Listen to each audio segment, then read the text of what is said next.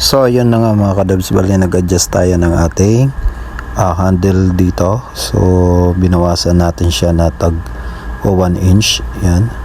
So kinat lang natin siya gamit ang grinder para umiksi siya, kasi dito sa iskinita namin kailangan medyo maiksi lang yung handle niya.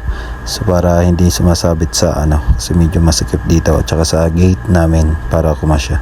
At saka nag-extend na din tayo ng ating shock. Ilagyan natin ng lifter, shock lifter. Yan, kabilaan yan. So dinagdag din dyan is halos 1 inch or tapos nag-extend din tayo ng bali stock tong side stand natin, in-extend lang din natin kasi nagtaas din yung kanyang likuran kasi nagkabit tayo ng lifter. At saka nilinis na din natin yung mga parts ng ating e-bike mga kadabs. So yan lang mga kadabs ang update dito sa ating e-bike. So yan, at tune in lang.